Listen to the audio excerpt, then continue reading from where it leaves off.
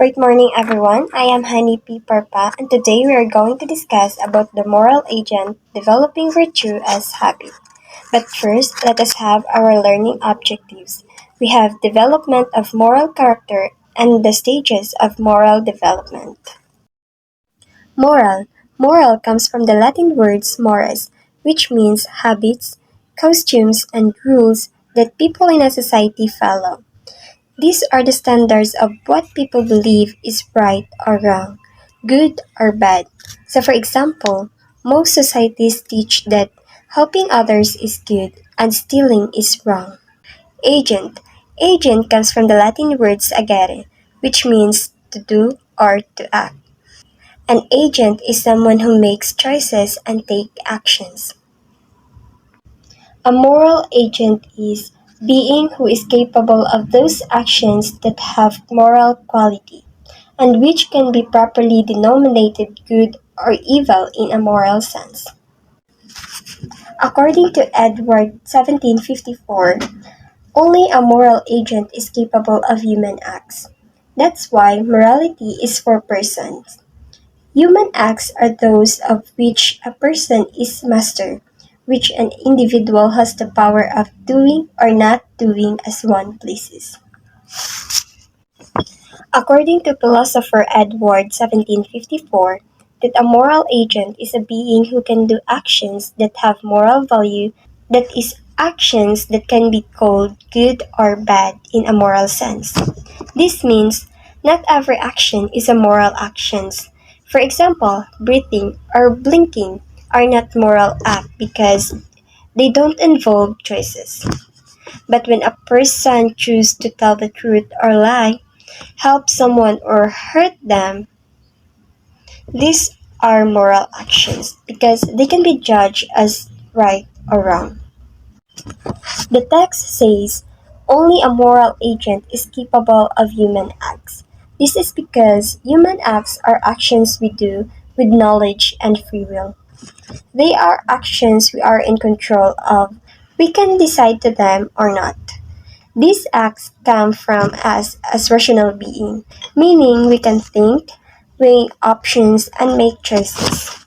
So, for example, if I choose to give food to a hungry person, that is human act and a moral action. It can be judged as good.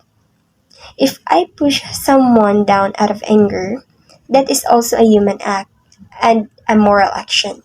It can be judged as bad. But if I sneeze or if my hand twitches by reflex, that is not a moral act because it's not under my control.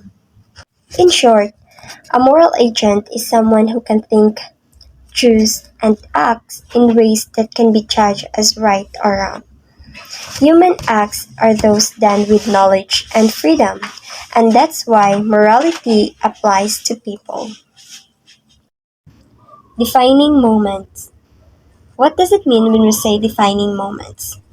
A defining moment in life is a very important event or experience that changes you in a deep way. It is not just an ordinary moment. It is a something that affects how you see yourself, how you live, and how you deal with others. These moments often stay with you forever and shape both your personal and professional life. A defining moment is a life changing. It can be positive, like achieving something great, or painful, like going through illness, failure, and loss. What makes it defining is how it changes your character, choice, and direction in life. Blaine Hensley, a business leader, shared his defining moments. He was diagnosed with cancer and felt fear and loneliness. That hard experience revealed his weaknesses as a leader, but instead of giving up, he learned from it. As a result, he became a better man, husband, father, employer, speaker, and a friend. Another example is a student failing an important exam but using it as a motivation to work harder and succeed later. So, in short, a defining moment is a turning point in life that changes your perspective, helps you grow, and shapes the person you become. The defining moments of the saints. First is Saint Paul. Saint Paul, originally known as Saul, was once the first persecutor of Christians. His defining moments came during his journey to Damascus, where he was struck by a vision of Christ that blinded him. This power encounter completely transformed his life, turning him from an enemy of a church into one of its greatest apostles. From then on, Paul traveled so many nations, spreading the gospel and writing letters that remain central to Christian faith today. His story shows us how God's grace can turn even the most unlikely person into a great servant of his mission. The next slide is Defining Moments of Saint Augustine. Saint Augustine's early life was marked by struggles with sin, pleasures, and confusion as he searched for truth. Despite his mother Saint Monica's constant prayers, Augustine resisted Christianity for many years. His defining moments came when he read a passage from scriptures that deeply touched his heart, leading him to finally surrender to God. From then on, Augustine dedicated his life to the church, becoming one of the greatest thinkers and writers. His teaching about grace, sin, and salvation continue to influence Christianity up to this day. History shows how persistence, prayer, and God's love can bring even the most restless hearts to peace. That's all. Bright morning, my name is Religion Carabin, and right now I'm going to discuss the relationship between moral acts and character.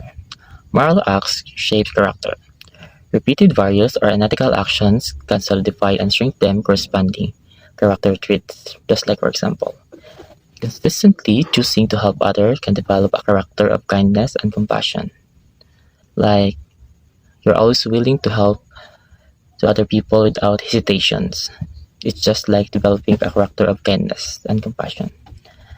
Then, conversely, habitual dishonesty can lead to a character lack of integrity. Just like always ka cheat, kag wala ka panuwisan tuod, always ka pamutig sa inyong parents, teachers, kag others.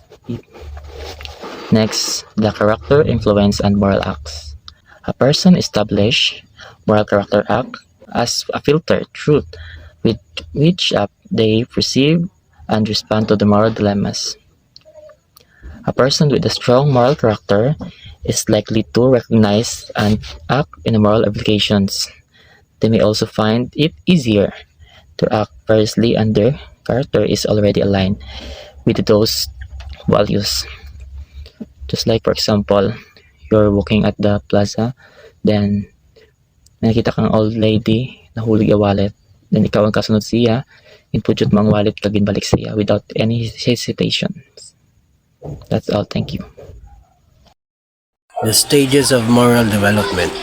As previously explained, the moral agent, the human person, is a being capable of acting with reference to right and wrong. Is one who is capable of being moral, having a good character.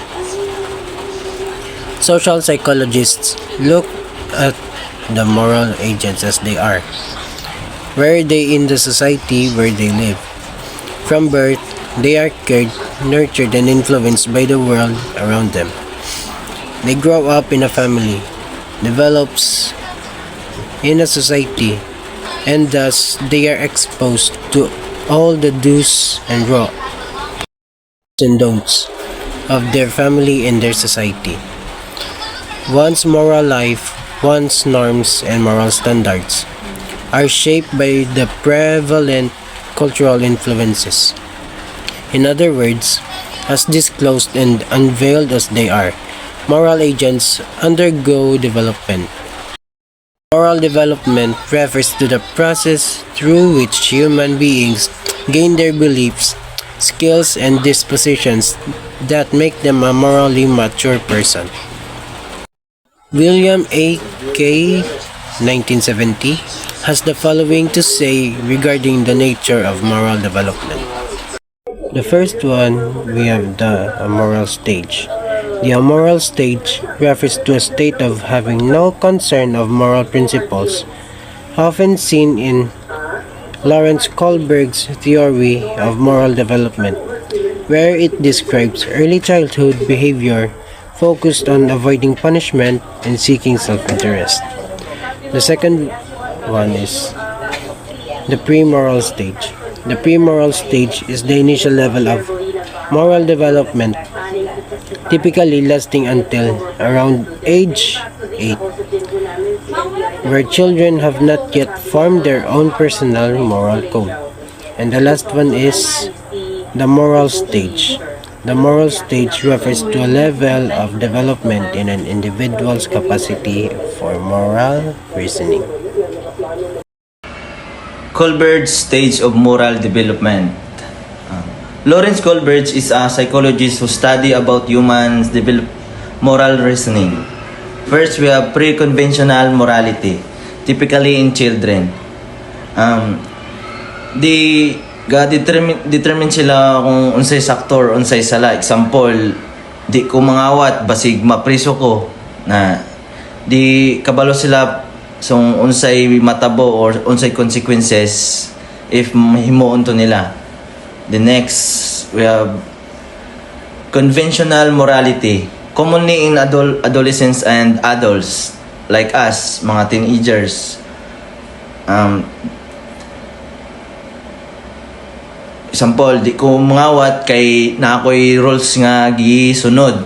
I have rules to be followed, and abalon ako kung unsay sundon. Medyo may nagkabuot-buot na ba.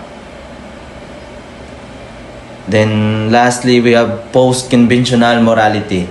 Kalabanin niya siya sa may mga asawa or mga may edad na. Laws are valid only if they uphold justice. Recognized laws are social contracts that we can change for a greater good. Example, di ko mangawat kay labag na siya sa human rights or in kabiolate sa justice regardless sa law kay may mga punishment na consequences sa imuhang suffer if mangawat ka. Thank you. Pre-conventional level of Coleridge theory is the early stage of moral development, primarily seen in children under the age of 9. In this stage, moral decisions are based on external consequences and self-interest rather than internal moral principle. Actions are judged as good or bad, based on whether they lead to reward or punishments from authority figures like parents and teachers. We have a two-stage of punishments morality. Level 1, punishments and obedience orientations, focus on avoiding punishments and obeying authority. Reasoning, an action is considered wrong if the result is punishments, otherwise it is considered acceptable. Example, a child is clean the room to avoid being grounded by their parents. Stage 2, self-interest and exchange or external purposes. Focus, receiving rewards and satisfying personal needs. Reasoning, actions are judged based on how they personally benefit the individual. Example, a child eat all their dinner without complaining to receive dessert as a reward. Bright evening everyone, so we're gonna discuss the conventional throughout the conventional level. A child's sense of morality is tied to personal and societal relationships. Children continue to accept the rules of authority figures, but this is now due to their belief that this is necessary to ensure positive relationship and societal order. Adherence to rules and conventions is somewhat rigid during this stage, and rules appropriateness or fairness is seldom questioned. So, good boy or nice girl orientation. Children in this stage seek approval from others and avoid disapproval. They emphasize being nice and viewing being a good person as important. Law and order orientation. Individuals at this stage become aware of societal rules and law. They uphold these rules to maintain social order and avoid guilt. They believe in following laws because they are laws even if they lack a depth understanding of the underlying moral principles. So, the summary of level 2 conventional morality. The conventional level of morality says a child's sense of right and wrong connected to personal relationships and societal norms. Children at this stage follow rules because they believe it's essential for maintaining positive relationships and social order. Respecting authority figures during this level adherence to rules and conventions is quite strict, and the fairness or appropriateness of these rules is really questions. These labels includes this stage like seeking approval, good boy or nice girl, instrumental, relativism, doing what we feels good, and obedience to avoid punishment. Post-conventional morality. This is the level of full internalization. Morality is completely internalized and not based on external standards. Individual judgment is based on self-chosen principles, and moral reasoning is based on individual rights and justices. According to Kohlberg, this level of moral reasoning is as far as more people get.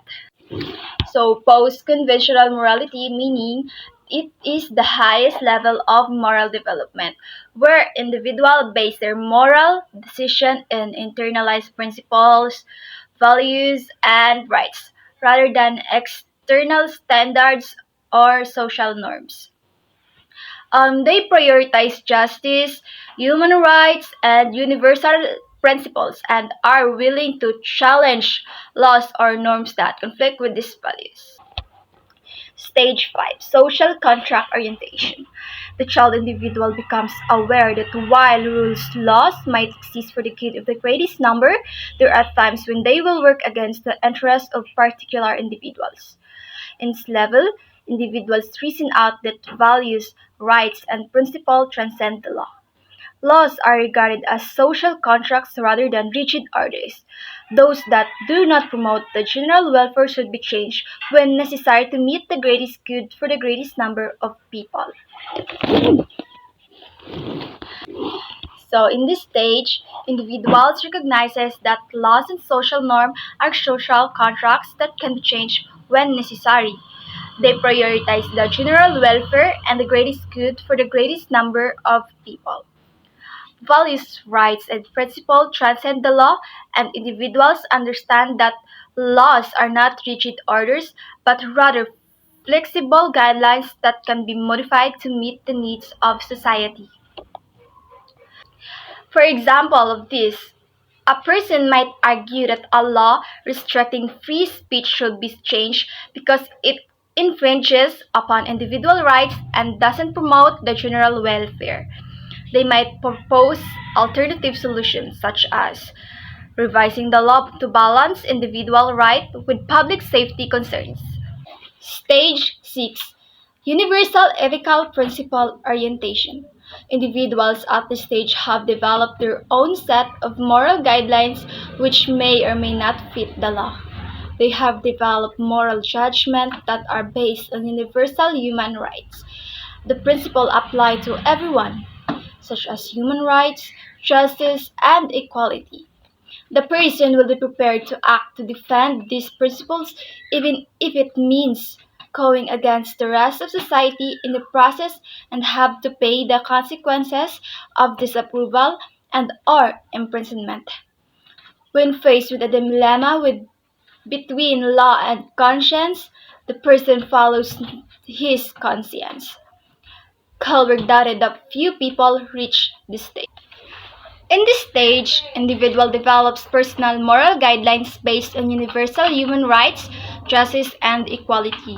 They are prepared to defend these principles even if it means going against society and facing consequences. Individuals at this stage prioritize conscience over law when faced with a dilemma. So, the example of it is a person might participate in civil disobedience to protest human rights violation, even if it means risking imprisonment. They might argue that the law is unjust and that their action is necessary to bring attention to the issue and promote positive change. Bright morning everyone. Today I will be discussing about development of conscience-based moral decision. Moral development and conscience. This is about how people learn what's right and wrong over time. Conscience is your inner guide that helps you make ethical choices based on your values. Panizo's definition of conscience. Panizo says your conscience is like practical decision maker in your mind. It tells you whether an action is good to do or bad to avoid, like an inner voice. Thomas Aquinas on conscience. Aquinas believed your conscience is a powerful inner command. If you act against it even by mistake, you're doing it wrong. When you go against your conscience, you feel an inner conflict or disharmony that push you to correct your actions. Reverend Thomas V. Berg's definition.